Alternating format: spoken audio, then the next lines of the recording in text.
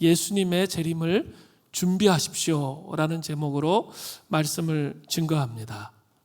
성경은 하나님이 태초에 천지를 창조하셨다는 것을 말씀하십니다.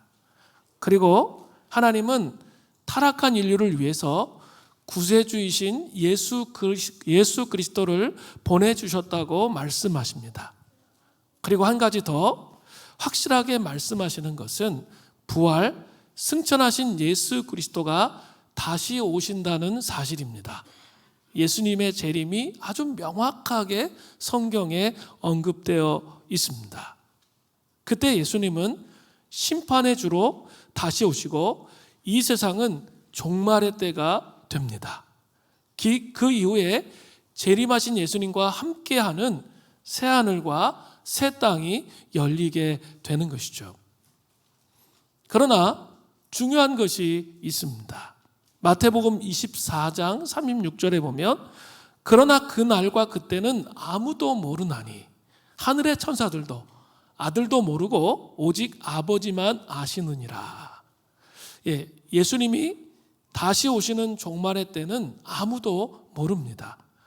하늘의 천사도 모르고 심지어 아들이신 예수님도 모르십니다. 오직 아버지만 아시는 거죠. 그러니까 몇 월 며칠 날 주님이 오신다 이렇게 말하는 것은 다 미혹이고 이단인 것이 분명해요. 분명히 예수님께서 말씀하셨기 때문이에요. 그때는 아무도 몰라요. 하늘의 천사도 모르고 심지어 아들조차도 모르시는 거죠. 그리고 오직 아버지만 아시는 거죠. 그러나 성도로서 예수님의 재림에 대한 바른 이해를 통해서 예수님의 재림을 준비하는 삶을 살아가는 것은 대단히 중요합니다. 예수님의 재림을 준비하는 삶을 살아가는 것, 그것이 너무나도 중요합니다. 오늘 본문에는 예수님께서 원근 투시법을 이용해서 종말에 대한 이중적인 선포를 하고 계십니다. 종말이 시작되었고 온전한 종말의 때가 온다는 거죠. 크게 두 가지가 나타나요. 그 원근 투시법을 통해서 첫 번째는 예수 그리스도를 십자가에 못 박은 유대인들을 심판하시는 선언이 나타납니다. AD 70년에 예루살렘 멸망에 대한 예언을 하십니다. 예루살렘 멸망에 대한 예언이 AD 70년에 있다는 것을 예언하십니다. 사실 이때부터 종말이 시작되었다고 보아도 됩니다. 예수님의 초림과 재림의 시기를 사실은 다 합쳐서 마지막 시대, 말세라고 말하는 거죠. 두 번째는 실제적으로 세상의 종말, 예수님의 재림의 때에 대해서 말씀하시면서 종말을 대하는 하나님의 백성들의 자세에 대해서 말씀하고 계십니다. 오늘 본문을 살펴보겠습니다. 먼저 예루살렘 멸망의 모습을 살펴보겠습니다. 누가복음 21장 20절을 보십시오. 너희가 예루살렘의 군대들에게 에워싸이는 것을 보거든 그 멸망이 가까운 줄 알라. 예루살렘의 멸망은 구약처럼 노아 시대 홍수로 멸망했죠. 그런 것처럼 멸망한 게 아니에요. 소돔과 고모라 유황불이 던져져서 심판으로 멸망했죠. 그렇게 멸망하지 않습니다. 로마의 군대들에게 에워싸인 심판이 나타납니다. 로마의 디도 장군은 유대인들의 폭동으로 수십만 명의 병력을 데리고 예루살렘 성을 와서 포위했습니다. AD 66년에 시작해서 3년 6개월간 계속 하다가 AD 70년에 예루살렘의 성 북쪽에 토둔을 쌓습니다. 성벽이 있으니까 이걸 넘으려니까 토둔, 흙을 쌓는 거예요. 쫙 쌓아서 그 성벽을 자연스럽게 넘어서 무너뜨린 거죠. 이때 살해된 유대인은 약 110만 명에 이릅니다. 유월절을 지키러 왔던 그 사람들 다 거의 다 몰살한 거죠. 또 포로로 잡혀간 수는 한 9만 7천 명 정도 됩니다. 이 디도 장군이 예루살렘 성을 포위하다가 로마의 황제가 되기 위해서 잠시 예루살렘 성에서 로마로 돌아갔던 적이 있습니다. 그때 유대인들은 상식적으로 성 안으로 피하면 더 안전하다고 믿었습니다. 왜냐하면 예루살렘 성전이 예루살렘 성 안에 있잖아요. 그렇기 때문에 그곳으로 피하면 안전하다고 믿었던 거죠. 또 우리 지난주에 말씀을 드렸는데 헤롯 대왕은 건축광이었습니다. 그리고 헤롯 대왕은 유대인이 아니고 이두메 출신의 사람이었습니다. 유대인들에게 환심을 사기 위해서 건축광이었기 때문에 성전을 중축한 거죠. 원래 있었던 성전은 BC 516년에 바벨론 포로로 갔다가 와서 지어진 수룹바벨 성전입니다. 그때는 먹을 것도 없고 건축 재료도 별로 없었기 때문에 너무나 초라한 성전을 짓게 되었던 거죠. 그런데 이제 그 헤롯 대왕이 왕이 되면서 유대인의 환심을 사기 위해서 무려 46년 동안 계속 건축한 거예요. 아주 건축을 계속하면서 화려하고 아름답게 성전을 건축했던 것이죠. 그것만 믿고 유대인들이 예루살렘 성에 들어갔다가 더 많은 숫자가 죽게 되었습니다. 그러나 예수님은 상식적이지 않게 말씀하셨습니다. 누가복음 21장 21절을 보세요. 그때 유대에 있는 자들은 산으로 도망할 것이며 성내에 있는 자들은 나갈 것이며 성 안에 있는 사람은 나가라는 거예요. 촌에 있는 자들은 그리로 돌아가지 말지어다.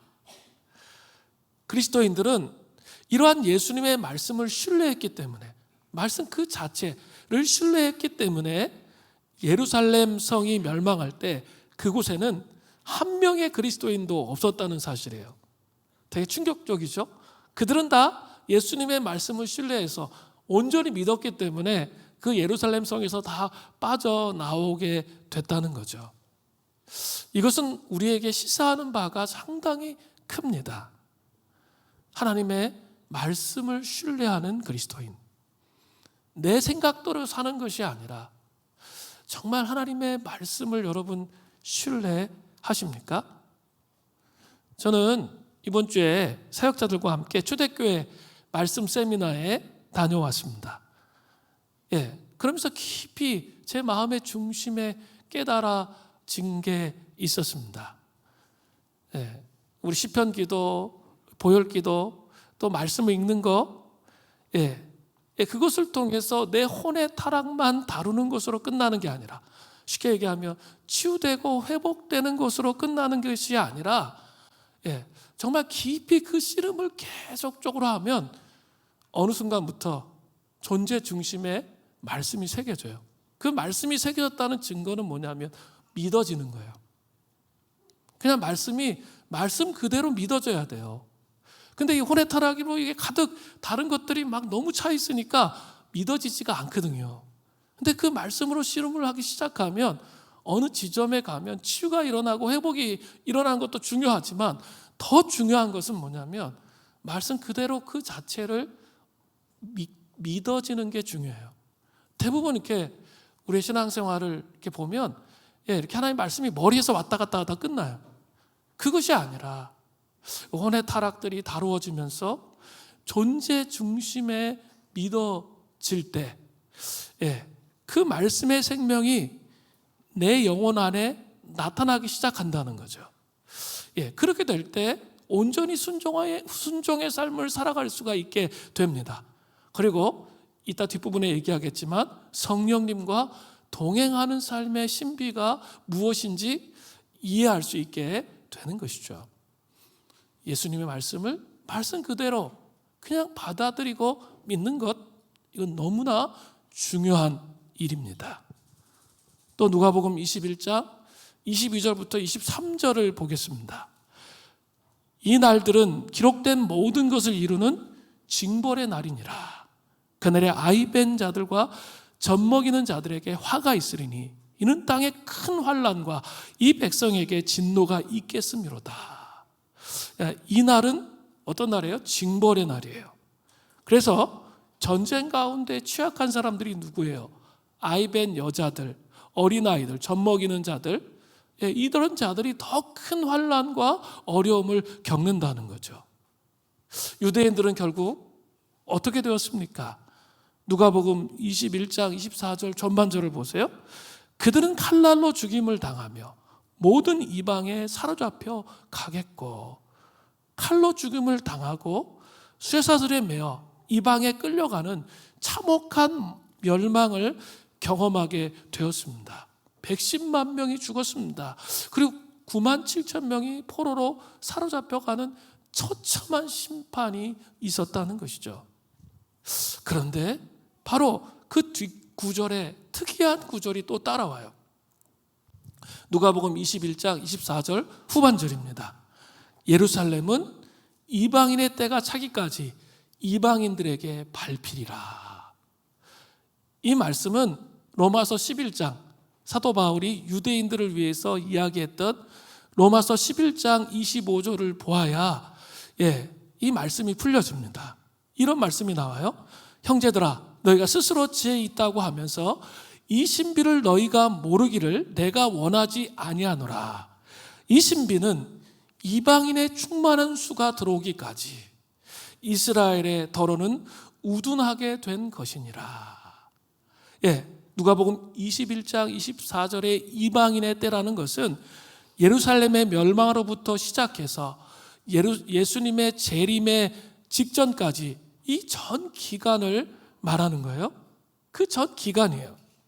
유대인들이 그 기간에는 우둔해져요. 그리고 이방인들이 회개하고 복음을 받아들이고 예수님께로 나오는 시기입니다. 이방인의 충만한 수가 하나님 나라에 들어오기까지 이방인의 때가 되는 시기를 말하는 거예요. 그러나 예수님의 재림이 가까우면 가까울수록 우둔해져 있던 유대인들도 어떻게 돼요? 변하는 거죠. 그리고 예수님에 대해서 인식하기 시작하고 기하급수적으로 예수님께로 돌아오는 것이죠. 동시에 그런 일이 일어난다는 거죠. 제가 20년 전에만 해도 메시아닉 주, 예수 믿는 유대인들, 예루살렘에 사는 그 메시아닉 주에 대한 이야기를 들으면 한 600명 정도 있다는 얘기를 들었어요. 근데 제가 5년 전 그 정도의 성지순례를 갔었는데 제가 얘기를 들었어요. 정말 기하급수적으로 늘었어요. 몇만 명이 넘었어요, 지금. 그런데 이제 거기 있는 선교사님이 얘기하는 이야기를 들었어요. 옛날에는 이렇게 캠퍼스에 가서 전도하고 예수 믿으라고 전도하고 성경 읽고 막 이러면 돌 던졌대. 막 욕하고. 그런 사람이 너무 많았다는 거예요. 근데 그 5년 전쯤이었는데 그냥 그 캠퍼스에 가서 앉아가지고 성경만 읽고 있어도 옆에 와서 물어본다는 거예요. 그리고 이렇게 예수님에 대해서 반응하고 변화되는 사람들이 기하급수적으로 늘어나고 있다는 사실이에요. 정말 많은 메시아닉 주들이 지금 일어나고 있습니다. 지금 그런 시대를 우리가 살고 있어요. 자, 이제 또 원군투시법으로 예수님의 재림과 종말의 때의 모습도 살펴봐야겠죠. 예루살렘 성만 파괴되고 멸망하는 게 끝나는 게 아니라 재림의 때를 또 이것을 연결시켜 놨어요. 누가복음 21장 25절부터 26절입니다. 1월 성실에는 징조가 있겠고 땅에서는 민족들이 바다와 파도의 성난 소리로 인하여 혼란한 중에 권고하리라. 사람들이 세상에 임할 일을 생각하고 무서워함으로 기절하리니 이는 하늘의 권능들이, 현대의 성경에 보면 천체를 말하는 거예요. 천체가 흔들리겠음이라. 누가 말씀하신 거예요? 제가 얘기한 거 아니에요. 예수님이 하셨다는 게 중요해요.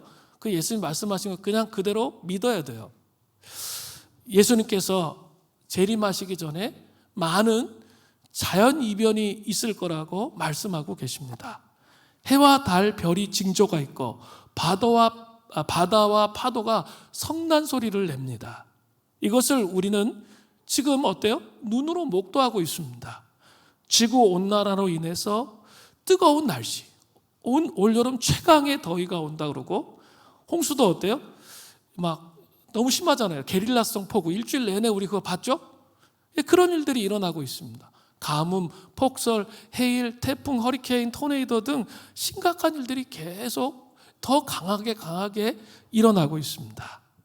사람들은 이런 상황 가운데 혼란한 중에 곤고하리라 말씀하십니다.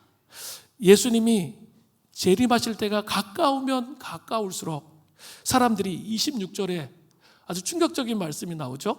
무서워함으로 기절하리니, 무서워함으로 기절한다고 되어 있습니다. 이것은 혼이 달아날 만큼 크게 놀라는 것을 의미합니다. 우리는 더 이상 이야기하지 않아도 지금 이러한 시대로 종말의 종말 끝으로 나아가고 있다는 것을 이야기하지 않아도 피부적으로 느낄 수 있습니다. 그죠? 전 세계적으로 상식적이지 않은 자와 우의 이 갈등으로 상식적이지 않은 일들이 막 엄청나게 많이 일어나고 있잖아요. 우리나라만 그런 게 아니라 전 세계적으로 좀 그러고 있어요. 프랑스의 극우의 약진 이런 것들 계속 듣잖아요. 또 어떻습니까? 이 성적 타락, 이제는 동성애가 심각하게 이 가정의 기본 단위가 무너져 내리는 그런 시대에 우리가 살고 있습니다. 또 우리 AI 얘기 많이 듣잖아요. 그거 AI들의 역습. 그래서 그 AI로 말미암은 윤리적 문제들이 많이 발생할 이 미래 시대를 우리는 예측하고 있어요. 전쟁과 기근, 환경 오염 이런 게 점점 더 가중됩니다. 우리 막 그런 거 굳이 따지지 않아도 돼요. 베리칩, 막 그런 거 따져가지고 666. 그것은 정말 그 종말론의 천박함을 얘기하는 거예요. 그거 따지지 않아도 이미 우리는 우리 피부로 그것을 느끼고 있습니다. 그런 거 따질 필요가 없어요. 그 시대가 그런 식으로 흘러가는 게 보여진다는 거죠. 누가복음 21장 28절을 보십시오. 그러나 중요한 게 있습니다. 그리스도인들은 같이 막 두려워하면서 그래 어떻게 해야 돼? 이러면 안 된다는 거예요. 자, 그 28절이 그것을 말하고 있는데 이런 일이 되기를 시작하거든 뭐라고 되어 있습니까? 예수님 뭐라고 말씀하세요? 일어나 머리를 들라. 너희의 머리를 들라는 거예요. 그리고 너희 속량이 가까웠느니라. 속량은 뭐예요? 구원. 너의 구원이 가까이 왔다는 거죠. 예수님이 이러한 심판의 시기가 무섭고 공포스러운 것은 사실이지만 하나님의 백성들에게는 머리를 들라라고 말씀하고 계세요. 세상 사람들에게 있어서 이때는 우울하고 절망적이며 어찌할 바로는 모르는 시기이지만 하나님의 백성들에게는 예수님이 재림하셔서 온전한 구원이 완성되는 날이기 때문에 그래요. 여러분 그런 소망이 있으세요? 내 안에 그리스도의 형상이 온전히 이루어지는 그날.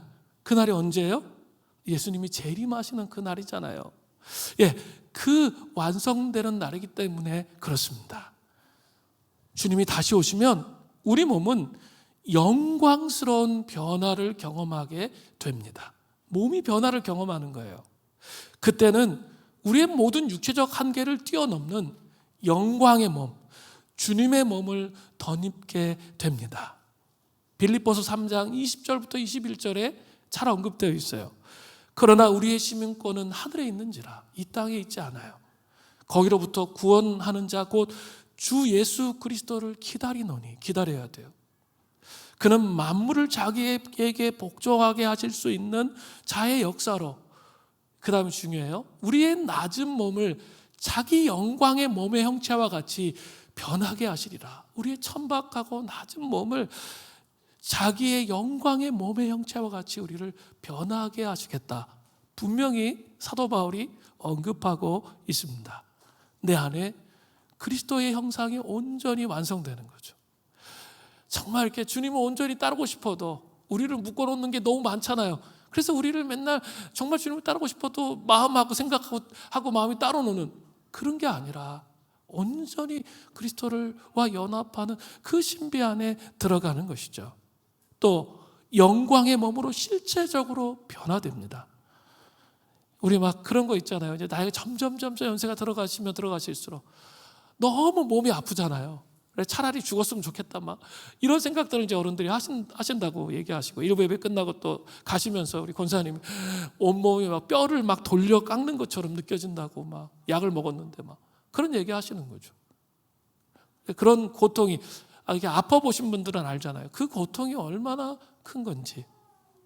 그런데 더 이상 그런 고통이 없습니다. 장애 있는 몸, 고통 있는 몸, 슬픔과 아픔의 질고를 지고 살아온 그 몸이 아닌 거예요. 요한계시록 21장 4절에 말씀하세요. 모든 눈물을 그 눈에서 닦아주시니 다시는 사망이 없습니다. 애통하는 것이나 곡하는 것이나 아픈 것이 없습니다. 처음 것은 다 지나갔기 때문입니다. 그런 영광스러운 날이 온다는 거죠. 또한 신랑이신 예수님이 다시 오실 때 순결한 신부인 우리들과 함께 혼인잔치가 열리는 거죠. 우리 아까 찬양했죠? 신랑이여 오시옵소서. 정말 여러분 그런 마음 계신가요?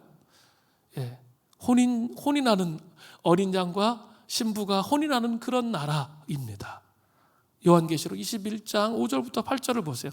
또 내가 들으니 허다한 무리의 음성과도 같고 많은 물소리와도 같고 우레소리와도 같은 소리로 이르되 할렐루야, 주 우리 하나님 곧 전능하신 이가 통치하시도다. 우리가 즐거워하고 크게 기뻐하며 그에게 영광을 돌리세. 어린 양의 혼인계약이 이르렀고 그의 아내가 자신을 준비하였으므로 그에게 빛나고 깨끗한 세마포 옷을 입도록 허락하셨으니 이 세마포 옷은 성도에 오른 행실이로다 하더라.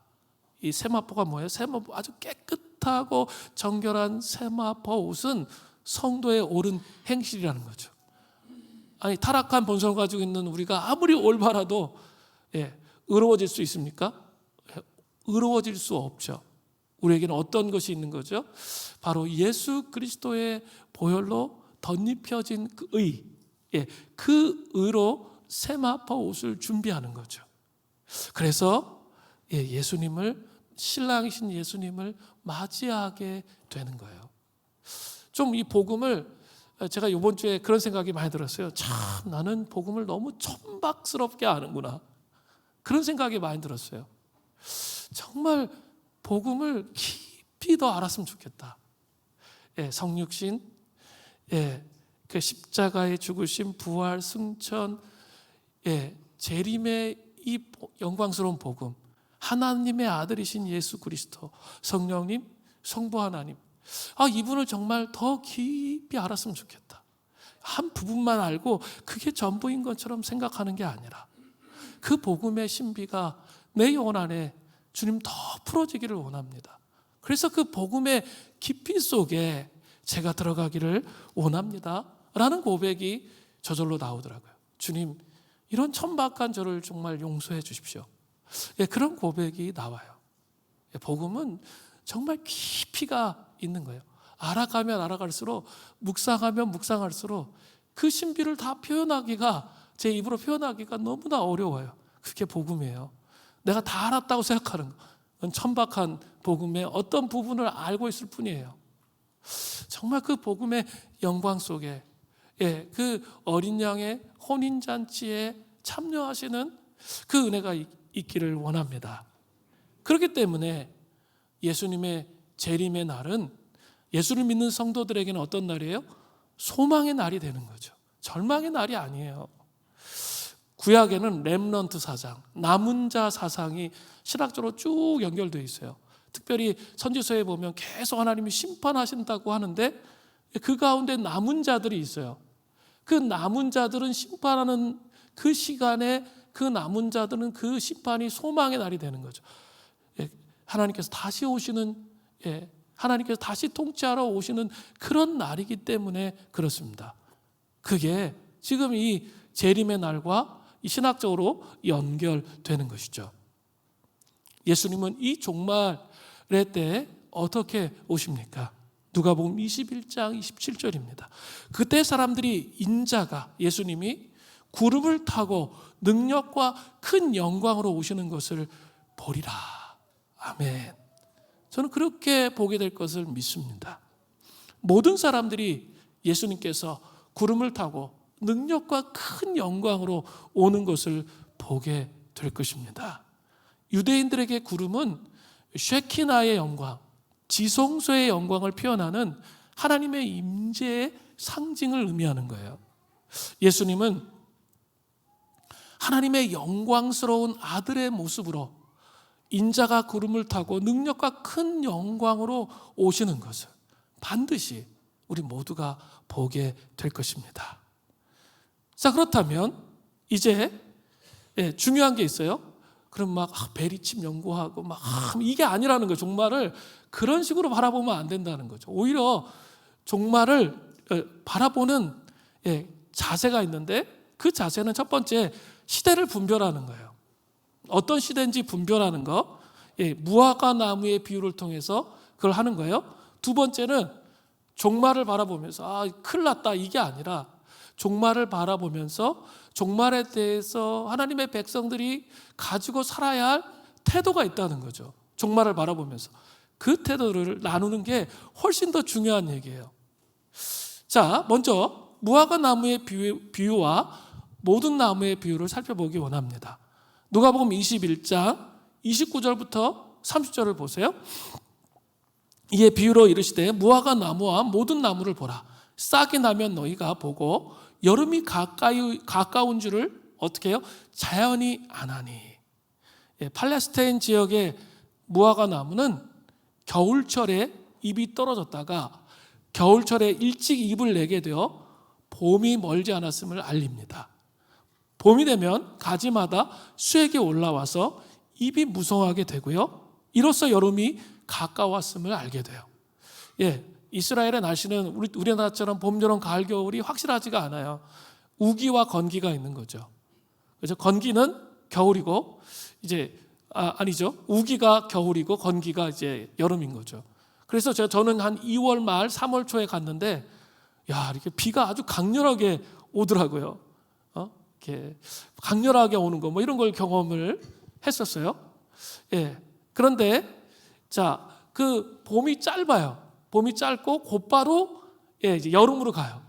여름에는 지금의 사우디아라비아 이쪽이 다 사막이잖아요. 그 남동 쪽에서 이제 바람이 불어옵니다. 바람이 불어오는데 어때요? 아주 더운 바람. 모든 것을 다 말려버리는 더운 바람이 불어오는 거예요. 자, 그러면 이제 여름이 온 거예요. 여름이 온 것을 알게 되는 거죠. 무화과 나무의 잎이 무성해지고 연해지는 거죠. 그것을 통해서 자연스럽게 지금은 여름의 때구나라는 것을 안다는 거죠. 이러한 자연현상을 통해서 예수님이 말씀하시고자 하는 게 뭘까요? 누가복음 21장 31절에 나오잖아요. 이와 같이 너희가 이런 일이 일어나는 것을 보거든 하나님 나라가 가까이 온 줄로 알라. 무화과 나무의 자연현상을 통해서 여름이 온 것을 자연스럽게 아는 것처럼 23절 25절에 1월 성신의 징조와 바다와 파도의 성난 소리로 인하여 혼란 중에 곤고해지면 하나님 나라가 가까이 온 줄 알라고 말씀하시는 거죠. 지금 이렇게 과거보다 훨씬 더 여러 가지 문제들이 일어나는데 그걸 볼 때 우리 생각해야 된다는 거죠. 시대의 표적으로 하나님 나라가 가까이 오고 있다는 거예요. 하나님 나라는 예수님이 이 땅에 오신 때부터 시작되었습니다. 그러나 예수님께서 재림하실 때 완전히 완성되는 거죠. already와 not yet. 벌써 이미와 아직. 우리 긴장점 속에서 삶을 사는 거죠. 근데 여기서는 뭘 말씀하시는 거예요? 이제 주님의 재림의 때를 말씀하시는 거죠. 예수님은 시대를 분별하고 살아야 할 것을 무화과 나무의 비유를 통해 말씀하시는 거죠. 예수님의 재림의 때가 가까웠구나. 이걸 생각하는 거예요. 그걸 갖고 막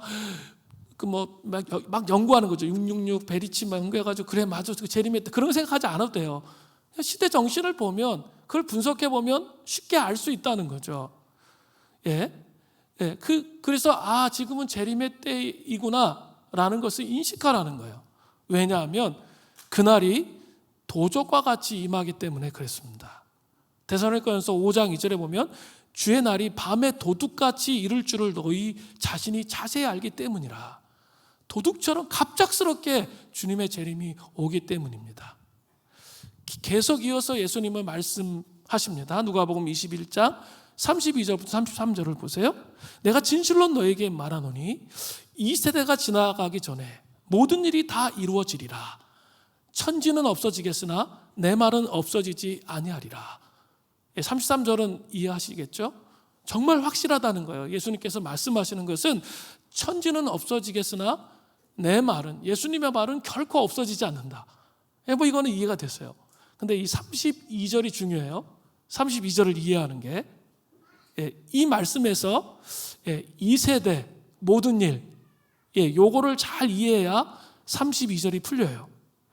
개역개정에는 이 세대가 지나가기 전에 모든 일이 다 이루어지리라, 이렇게 표현되어 있죠. 이렇게 계속 읽으면 이게 무슨 말인지 잘 이해가 안 돼요. 근데 원어 성경을 보면 좀 더 바른 번역이 있습니다. 이렇게 되어 있어요. 원어 성경에는 모든 일이 다 이루기까지는 이 세대가 지나가지 않으리라. 자, 모든 일이 다 이루기까지는 이 세대가 지나가지 않으리라라는 말씀이에요. 그러니까 모든 일이란 표현은 구체적으로 예수님께서 말씀하신 예루살렘의 멸망으로부터 시작해서 그리스도의 영광스러운 재림이 이루어지기까지 전 기간을 포함한 하나님의 모든 계획들을 말하는 거죠. 그러니까 종말의 세대, 이 전체를 다 포함하고 있는 거죠. 이 세대는 종말의 세대로 보아야 바른 해석이 되는 거죠. 자, 이해가 되셨는지 모르겠어요. 자, 이제 이러한 종말의 시대, 우리 시대 정신을 보면서 그냥 피부적으로 느껴지잖아요. 분별할 수 있잖아요, 자연스럽게. 종말의 세대를 분별했다면 하나님의 백성들이 어떻게 살아야 되는지 예수님께서 말씀하시는 거예요. 사실 이게 제일 중요한 포인트인 거예요. 어떻게 살아야 됩니까? 아마 그거 베리칩 이런 거 연구하지 말고 어떻게 살아야 할지가 더 중요하다는 거죠. 종말의 때를 맞이하는 그리스도인의 모습은 어떠해야 됩니까? 그 긴장점을 가지고 살아야 된다는 거죠. 첫 번째는 스스로 조심하며 성령의 소욕을 따라 행하라는 거예요. 누가복음 21장 34절 전반절을 보세요. 너희는 스스로 조심하라. 이것은 단순하게 육체적인 경계를 의미하는 것이 아니고 하나님과의 교제를 단절시키기 위해 부단히 애쓰고 노력하는 사단의 세력과 맞서기 위해서 영적으로 무장된 삶을 살아가야 한다는 것을 말하는 거예요. 원수마귀는 하나님과 인격적 교제를 우리가 누려서 하나님 나라의 유업을 이뤄가는 삶을 살지 못하도록 어떻게든지 집중하지 못하도록 방해합니다. 끊임없이 방해한다는 거죠. 그렇기 때문에 종말의 시대를 살아갈 때는 영적으로 무장한 삶을 살아가는 게 엄청나게 중요한 게 되는 것이죠.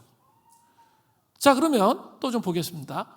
영적으로 무장하는 삶을 살아가는데 방해가 되는 게 세 가지가 나타납니다. 자, 보세요. 누가복음 21장 34절 중반절이에요. 그렇지 않으면 방탕함과 술 취함과 생활의 염려로. 자, 방탕함과 술 취함은 세트예요. 함께 말할 수 있습니다. 술 취함은 방탕함의 원인이 되는 거죠. 술 취함이 방탕함의 원인이 됩니다. 이 두 단어는 퇴폐적인 쾌락을 사랑하는 안일한 삶의 태도를 말하는 거죠. 쉽게 얘기하면 육체의 소욕을 따라 살아가는 것을 말하는 거죠. 대체적으로 가진 자들이 세상의 가치로 자신의 삶을 누리고자 할 때, 가진 자들이 세상의 가치로 자기의 삶을 누리고자 할 때 술 취함과 방탕함이 온다는 거죠. 세 번째로 생활의 염려 나오죠. 이 생활의 염려는 갖지 못한 자들의 문제입니다. 무엇을 먹을까? 무엇을 마실까? 무엇을 입을까?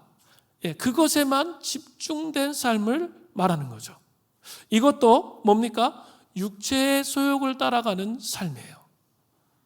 자, 인생에는 여러 가지 길이 있는 것처럼 보이지만 딱 두 갈래의 길밖에 없습니다.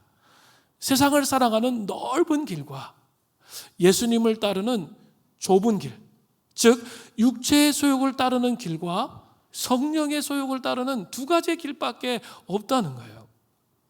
갈라디아서 5장 16절부터 17절에 이렇게 말씀하고 계십니다.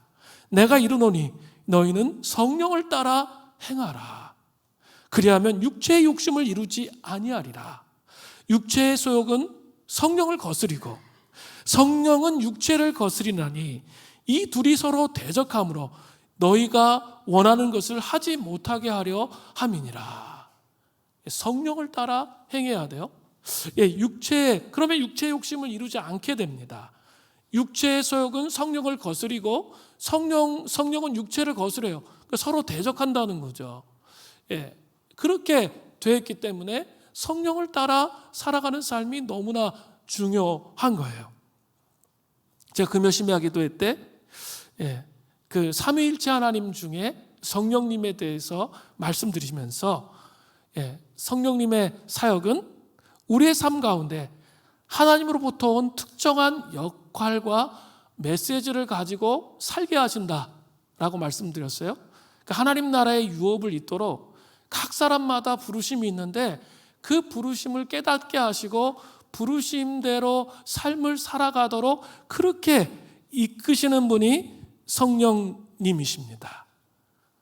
에베소서 2장 10절에 만드신 바라 하면서 제가 포이에마는 두 가지 뜻이 있어요. 하나는 작품이란 뜻이 있고 하나는 또 시라는 뜻이 있습니다.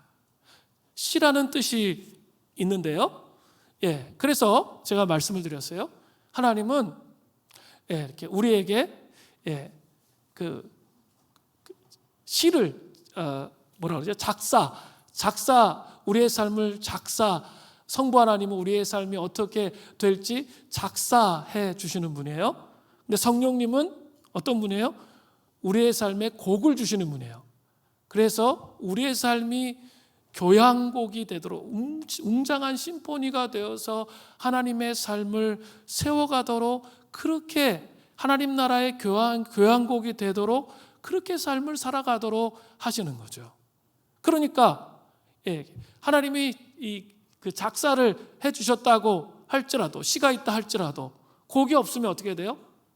성령님과 동행하는 삶을 살지 못하면 하나님 나라의 유업을 이 땅에 살 수 있어요? 없어요?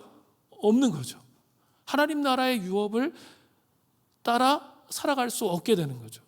그러니까 하나님의 부르심이 무엇인지 전혀 이해하지 못하고 그냥 육체의 소욕 속에 계속 머무는 삶을 살도록 하는 거예요. 성령님은 분명하게 하나님 나라의 유업이 무엇인지를 알게 하시고 그 성령을 따라 행할 때 이 땅에서 하나님 나라의 교향곡을 만들어서 웅장한 심포니로 선포하며 살도록 하게 하신다는 거죠. 그렇게 살지 못하도록 원수 마귀가 육체의 소욕을 자꾸 우리에게 집어넣는 거예요. 세상을 사랑하는 마음 그걸 끊지 못해. 그러면 어때요? 성령의 이끄심이 무엇인지 전혀 인식을 못해요. 그냥 이렇게 성령 우리가 막 불 받는 거 그것도 성령 충만함이죠. 그런데 성령님은 그게 전부가 아니에요. 성령님은 인격적으로 만나야 된다고 제가 계속 얘기하고 있죠. 인격적이신 성령님을 만나는 거예요. 인격적인 성령님을 만나려면 어떻게 해야 되죠? 혼의 타락을 먼저 다뤄야죠. 보혈기도하고 시편하고 말씀 읽으면서 우리 영혼 안에 있는 혼에 있는 것들이 하나하나 잘 정리가 돼야 돼요. 십자가의 은총으로 하나하나 잘 정리되면 우리가 깨끗해지잖아요. 깨끗해지면 어때요? 우리의 심령 안에 성령의 이끄심을 경험할 수 있게 돼요. 그런데 여전히 이런 작업이 없어.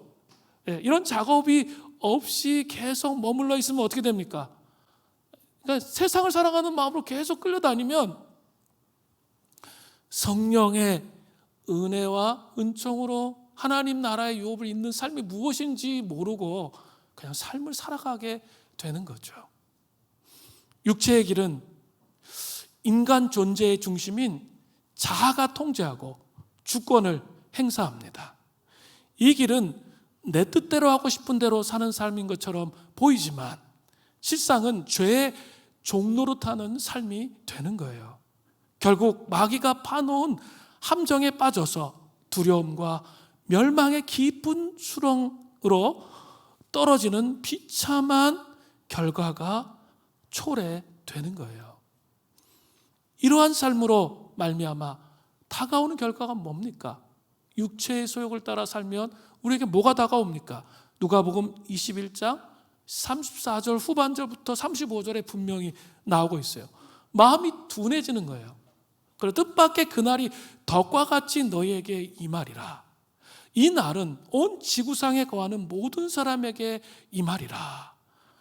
마음이 둔하여지고는 육체의 소욕, 방탕함과 술 취함과 생활의 염려라는 죄의 무게에 눌려 영적 감각이 제 기능을 못하는 상태를 의미하는 거예요. 영적 감각이 살아나지를 않는 거죠. 만약에 영적 감각이 있다면 어떨까요? 회개하는 삶으로 돌이키면 돼요. 굳은 마음에 할례를 행하게 된다는 거죠. 여러분 이렇게 상태가 안 좋으면 알잖아 본인이. 그리고 이거 굳은 마음이구나 이거 알죠? 왜 아는 거예요? 성령님께서 우리 안에서 탄식하시니까 아는 거죠. 그래서 빨리 주님 앞에 나가야겠다 그런 마음이 들잖아요. 성령의 소욕을 따라 살면. 그런데 이게 이제 너무 오래돼가지고 굳어가지고 세상을 계속 추구하고 살면 어떻게 된다는 거죠? 브레이크가 없어요. 회개하고 돌이키는 것, 그것이 신앙의 삶에, 신앙의 여정에 완성으로 나아갈 때 반드시 필요하거든요. 계속적으로 회개하면서 깊어지고 회개하면서 깊어지고 내가 잘못된 길을 가면 돌이켜서 다시 주님 앞에 서고 이 과정을 통해서 우리 영적 여정 가는 거거든요. 근데 그게 없어지는 거예요. 계속 브레이크가 없어. 그리고 계속 밑으로 내려가는 거죠. 그게 마음이 둔해진 상태예요. 그렇게 되면 그날 심판의 날, 주님의 재림의 날이 덫과 같이 갑자기 임하는 거예요. 예기치 못한 상태에서 그날을 맞이하면 큰 낭패와 후회를 하게 되는 그런 날이 다가온다는 거죠. 지금은 회개할 수 있죠. 그러나 그 심판의 날이 다가오면 더 이상 회개할 수 있는 그 시간은 없다는 거예요. 이것은 잘 생각해 보세요. 개인의 종말도 마찬가지예요. 개인의 죽음도 준비해야 되거든요. 메멘토 모리. 죽음을 기억하며 살아야 돼요. 세상 사람들은 죽음을 기억하는 거 싫어해요. 그러나 하나님의 백성은 어떻게 하는 거죠? 우리의 삶에 반드시 개인적인 삶의 종말이 있다는 걸 기억하면서 삶을 살아가는 거예요. 그러면 낭패와 후회를 겪지 않습니다. 덕과 같이 다가오는 재림의 날이 오지 않는 거죠. 최선을 다해서 주님 앞에서 삶을 사는 것이죠. 우리는 스스로 조심하며 성령님의 소욕을 따라 살아야 돼요. 성령님의 길은 우리가 붙잡고 있는 통제권을 내려놓고 그리스도 중심으로 살아가게 만드는 거죠. 전적으로 성령님의 도우심을 의지하고 생각하고 행하며 살아갑니다. 성령님의 인도하시는 길은 처음에는 속박받는 것처럼 보입니다. 그러나 성령님은 진리로 자유함을 주셔서 무한 지평의 새로운 길을 열어주시는 거죠. 이 모태신앙들이 왜곡된 생각 가지고 있는 것 중에 이거가 되게 중요해요. 자꾸 속박한다는 생각을 하는 거죠. 천만의 말씀. 진짜 진정한 자유와 새로운 지평을 열어주는 것이 무엇인지 알게 되는 거죠. 육체의 욕심을 따르는 길은 죄의 본성을 따라 살지만 성령님은 우리에게 새로운 본성을 부어주십니다. 우리 영성가 달라스 윌라드는 이런 말을 했어요. 그리스도 안에서의 영성 형성은 자아 숭배에서 자아 부인으로 나아가는 과정입니다. 하나님의 현재적이고 영원한 나라 안에서 자아 부인의 삶이 전반적인 조건이 되어야 합니다. 영성 형성의 주체는 성령님이시기 때문에 죄의 본성 가운데 살던 자아가 깨져야 돼요. 십자가 날마다 깨져야 돼요. 십자가 앞에 못 박혀져야 돼요. 그리고 자신을 부인해야 성령님의 인도하시는 대로 살 수 있는 거죠. 제가 혼외타락 계속 얘기하잖아요. 이게 벗겨지지 아니하면 성령의 인도하심이 무엇인지 정확하게 인식할 수가 없습니다. 그래서 그 싸움을 해야 되는 거죠. 말씀을 묵상할 때 그 말씀이 가슴에 새겨지지가 않아요.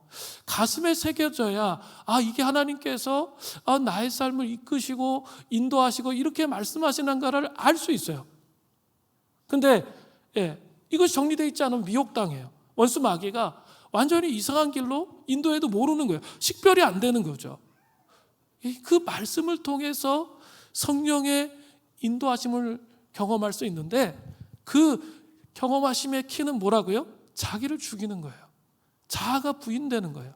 십자가 앞에서 내가 죽는 거죠. 우리의 통제권이 주님께 올려드려지는 거예요. 정말 그런 삶이 계속 되고 있는지 안 되고 있는지 살피셔야 돼요. 그래서 그 통제권이 주님께 드려지는 씨름 속에서 성령의 소욕을 따라 사는 삶이 완성되어지는 거죠. 종말을 준비하는 하나님의 백성들은 스스로 조심해야 됩니다. 그리고 성령님의 소유를 따라 살아갈 수 있어야 돼요. 인격적이신 성령님께서 이 마지막 시대에 하나님 나라의 유업을 이으면서 하나님을 바라보면서 살아갈 수 있도록 우리를 이끄시고 인도하신다는 사실을 여러분 기억하시기를 바랍니다. 두 번째로 종말의 시대에 하나님의 백성 자세 두 번째는 항상 기도하며 깨어 있어야 합니다. 누가복음 21장 36절을 보세요. 이러므로 너희는 장차올 이 모든 일을 능히 피하고 인자 앞에 서도록, 그 예수님 앞에 서도록 항상 기도하며 깨어 있으라 하시니라. 주님이 미리 마지막 심판의 계획을 공개하시는 이유가 뭘까요? 그것은 하나님의 백성들로 하여금 항상 기도하며 깨어 있도록 하는, 그걸 위해서예요. 항상 기도하며 깨어 있으면서 이 종말의 삶을 살아가도록 하기 위해서 이 마지막 시대의 플랜을 이렇게 공개하신 거죠. 그게 어떻게 되고 이게 중요한 게 아니에요. 우리 그냥 시대적인 표적을 분별할 수 있잖아요. 그러면 깨어 기도하며 주님과 동행하는 삶을 살아야 한다는 거죠. 하나님의 백성들의 목표가 무엇이어야 합니까?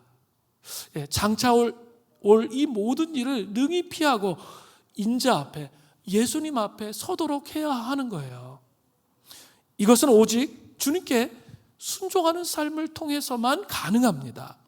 주님의 말씀을 마음에 새기고 그분과 친밀한 교제 안에서 항상 기도하는 삶을 통해서만 가능해요. 고난이 올 때도 그 고난을 잘 해석하며 기도의 삶 속에서 주님을 신뢰함으로 영적 성숙의 여정을 갈 수 있게 되는 것이죠.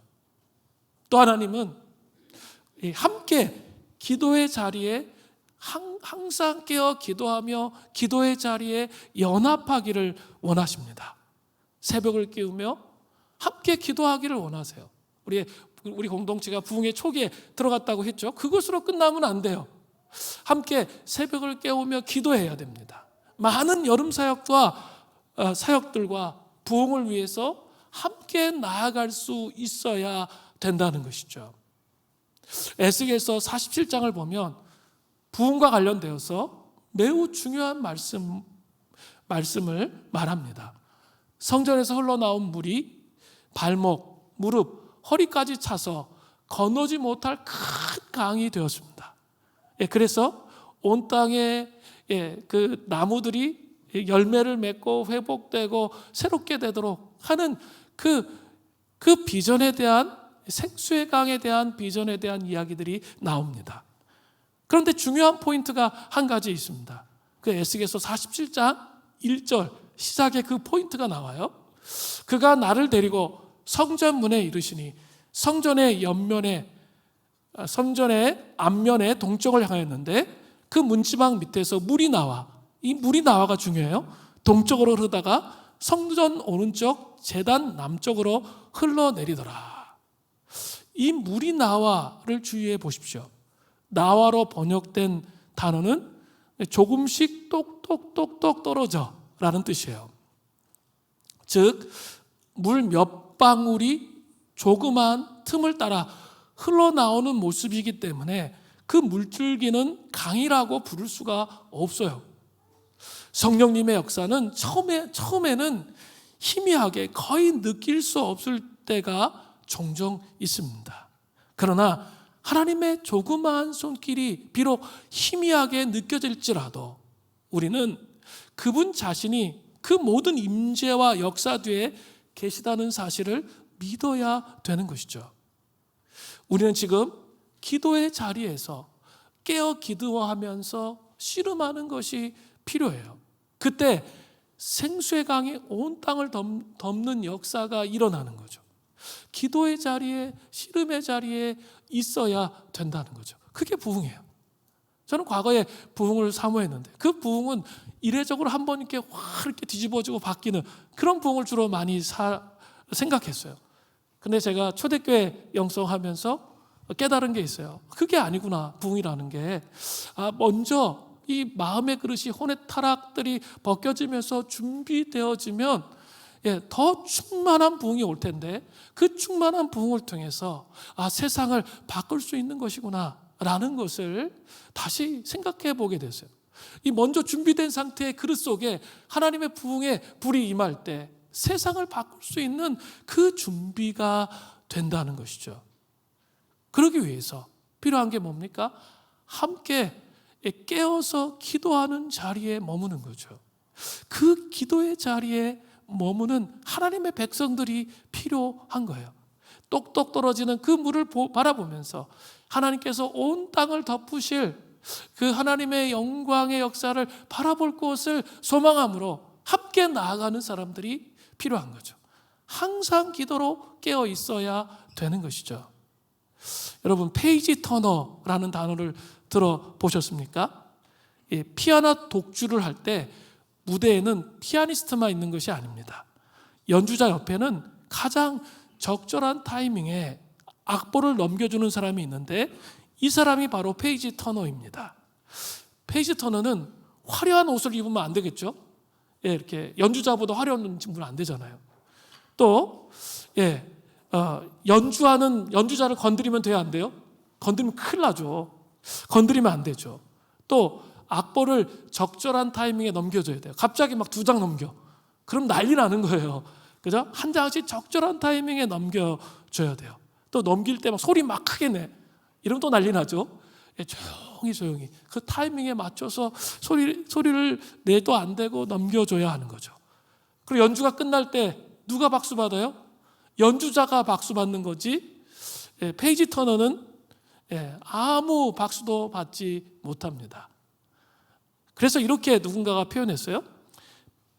페이지 터너는 없는 듯한 존재이지만 꼭 있어야 하는 존재입니다. 페이지 터너는 없는 듯한 존재이지만 그가 없으면 피아노 독주회가 됩니까? 안 됩니까? 안 되는 거죠. 꼭 필요한 존재입니다. 우리는 이 하나님 나라 물된 동산 수림교회의 페이지 터너가 되어야 합니다. 기도로 깨어있는 삶이 바로 그러한 모습이에요. 기도로 함께 깨어서 하나님 앞에 부흥을 사모하며 함께 나아가는 사람들이 어떤 사람들이에요? 페이지 터너예요. 하나님 나라에는 이런 페이지 터너들이 정말 많아야 돼요. 그걸 통해서 하나님께서 그 일을 이루어 가시는 거죠. 사람들 앞에서는 티가 안 나요. 사람들 앞에는 티가 나지 않는데 그 사람의 기도를 통해서 하나님 나라가 세워지고 확장되는 거죠. 그런 자들을 하나님께서 부르고 계십니다. 우리 이제 다음 주부터 금, 토, 붓주일 이렇게 이제 아동부, 유아유치부, 성경학부터 시작돼요. 그리고 중고등부, 청년부, 그 다음에 투르키의 단기 선교팀 쭉 다 있습니다. 그런데 이렇게 자기 부서만 막 잘 돼야 돼요. 이렇게 성령의 인도하심을 따라 육체의 소욕이 아니라 성령의 인도하심을 따라 이렇게 깨어 있으면서 하나님과 동행하면서 함께 공동체를 기도로 세워가야 되는데 그렇게 하지 않으면 죄된 본성이 올라와요. 그래서 어떤 마음이 드냐면 그냥 이렇게 자기가 하는 일을 잘하고 싶은 거죠. 근데 그것이 하나님 나라의 관점에서 보면 그 죄가 될 수 있어요. 하나님 기뻐하시지 않습니다. 그죠?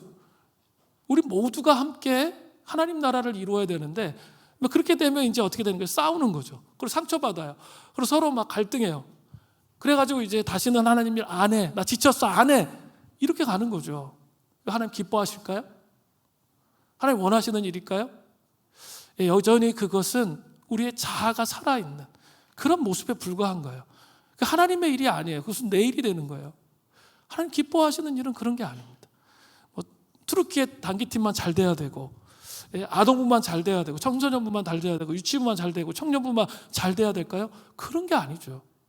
우리 모두가 다 서로를 축복하면서 세우면서 성령의 인도하심을 따라 모든 그 부서들이 성령의 인도하심을 따라 육체의 소욕을 제거하면서 하나님께서 일하시도록 자기를 열어놔야죠. 하나님이 일하시도록 자기를 열어놓으시라고요. 그러면 하나님께서 일해 가십니다. 그러면 하나님께서 많은 열매를 맺을 수 있도록 그렇게 하시는 거예요. 저는 이번 여름 사역이 그랬으면 좋겠어요. 많은 열매를 맺기를 원합니다. 그런데 내 의가 드러낸 열매가 아니라 하나님 방식으로 우리 가운데 일하시는 것을 경험하는 일이에요. 그래야 하나님 일이 끝났을 때 기쁨이 와요. 즐거워요. 그런데 그것이 아니면 나중에 어때요? 다 끝나고 나서 다 때려치고 싶어. 그게 왜 그럴까요? 우리 마음속에 자꾸 판단하고 정죄하고 비방하고 하나님 일하면서 그런 마음 때문에 그런 거예요. 그거 벗어야 됩니다. 그거 벗지 않으면 정말 하나님 나라 일을 할 수가 없어요. 불쌍히 여기고 긍휼히 여기며 서로 양보하고 세우며 페이지 터너가 되면서 하나님 나라의 일들이 기도를 통해 이 공동체 안에 세워져야 그 부흥을 위해 깨어있는 삶을 사는 게 결국은 뭘까요? 그것이 바로 주님의 재림을 준비하는 깨어있는 삶과 연결되는 거예요. 그죠? 주님의 재림을 준비하는 깨어있는 삶과 연결되어지는 삶이 된다는 사실, 이것을 기억하시기를 바랍니다. 정말 우리가 더불어 함께 해나가기를 원합니다. 성령의 인도하심을 통해 모든 공동체가 부서가 심포니가 이루어져서 교향곡이 되어 하모니가 이루어져서 하나님 나라가 세워지는 은혜가 있기를 간절히 바랍니다. 우리 같이 이제 찬양하면서 기도하겠습니다.